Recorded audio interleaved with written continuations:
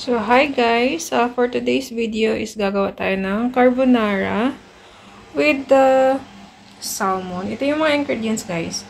Salmon, pasta, we have garlic, onion, mushroom, cream, salt, and pepper. Kundi na yung pepper namin guys. So, ayan guys, samahan nyo ako. Magluto tayo for today. Para may kakainin tayong lunch. So, nag-craving na naman si ako nito.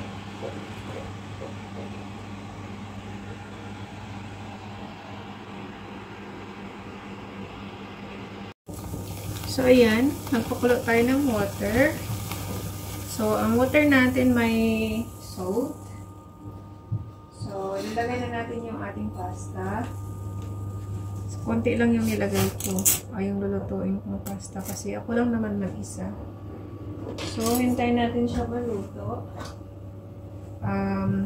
Al dente. So, alam nyo na yan, guys. So, lutuin muna natin siya. May ibang kulay. May nahalo. So, ayan. And, hintayin lang natin siya, guys, na maluto muna. Submerge natin.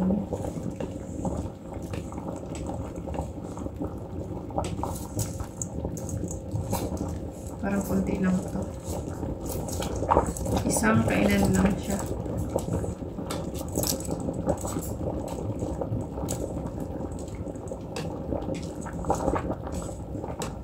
So, ayan. Hintayin lang natin siya maluto. Ang iba guys, nilalagyan nila ng oil. Pero hindi ako naglagay ng oil. Mamaya na tayo maglagay ng oil pag nag-saute na tayo ng garlic. So, ayan. Hintayin lang natin siya magluto. And for now, nagagawin tayo guys. Ayan. So, yung ating, salmon, lagyan natin ng salt and pepper.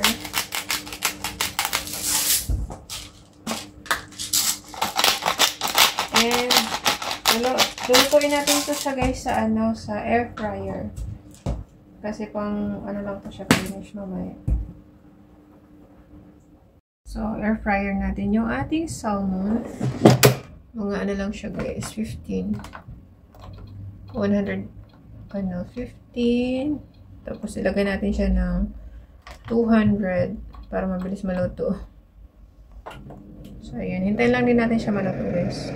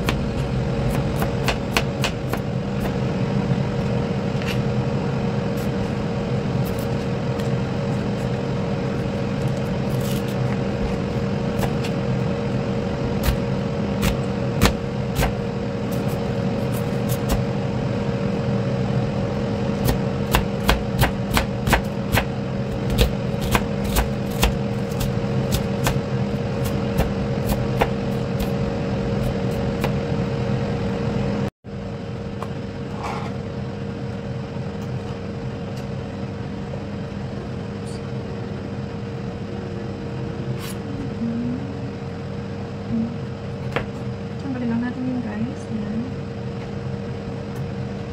Maingay yung air fryer.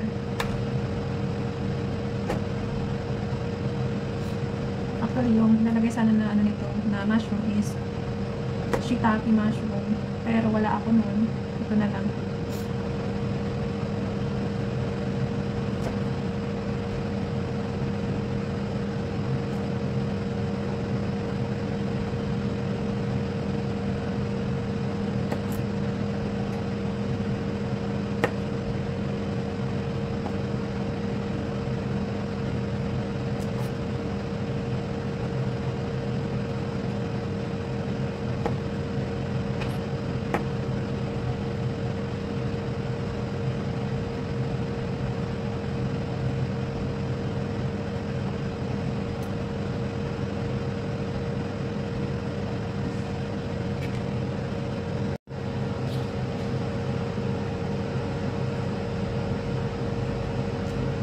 Masarap pong mushroom ito, guys.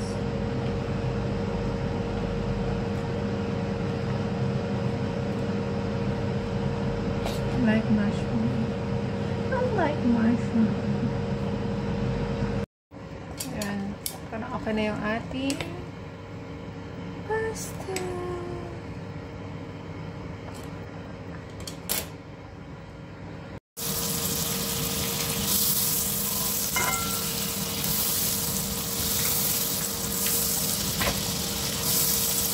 Ayan, butter yung ilagay natin, guys. So, unahin natin yung onion.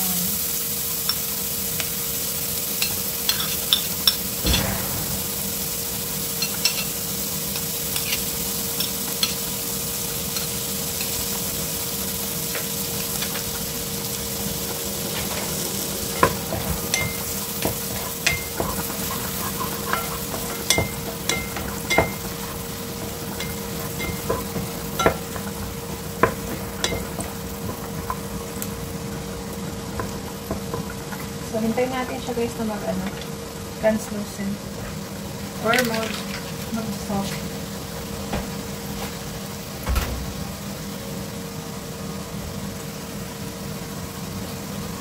Hintayin natin na mag-soft siya.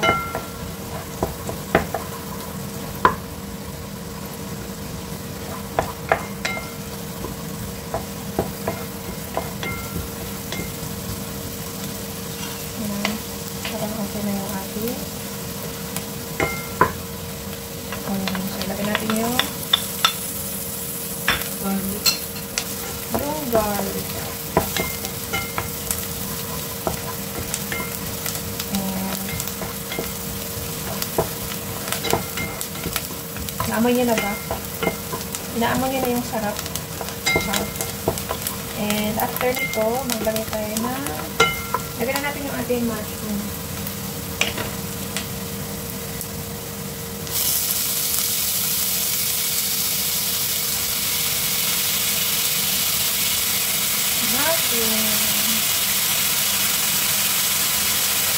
After that, okay lang. Tapos, hintayin nyo na maluto siya, guys. Ang ating pasta, hindi ko na tinanggal sa water kasi hindi pa naman siya masyado luto. So, hayaan ko lang siya. So, hindi tayo gagamit ng tubig dito, guys, na yung running water.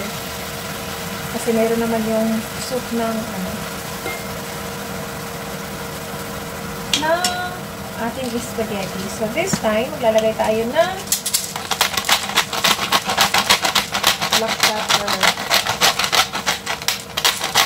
I like black pepper. And we add some salt.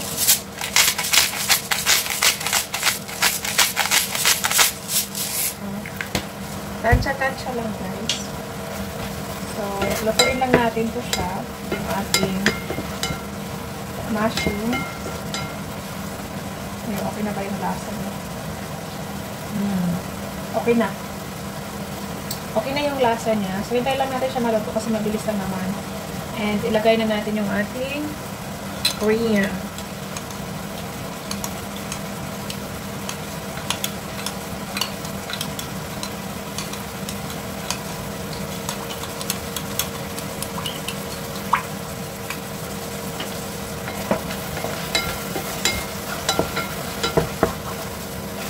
Masarap, guys, pag butter gamitin niyo or olive oil pagdating sa pasta. Lagyan na natin yung cream.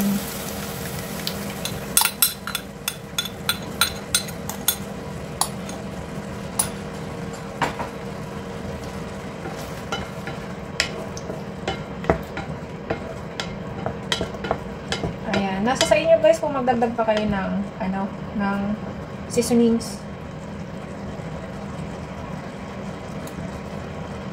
I want more salt.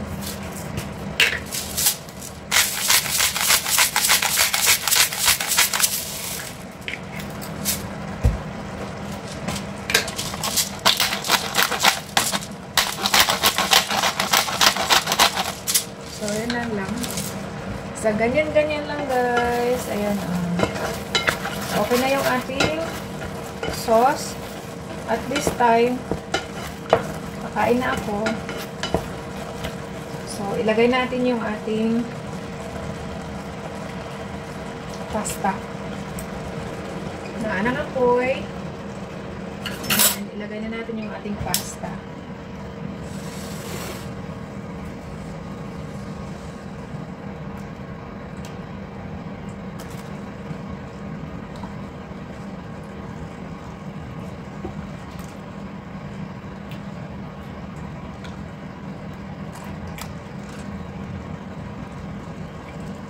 Ganyan dapat yung ano natin, yung pasta, hindi siya dapat lata.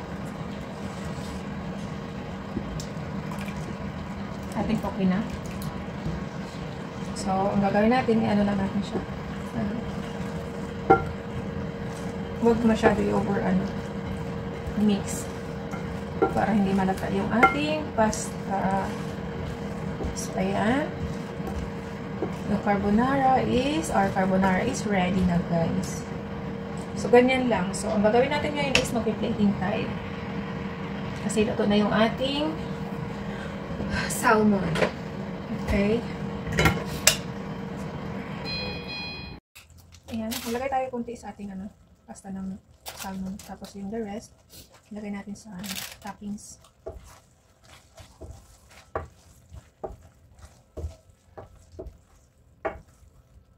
It's ready!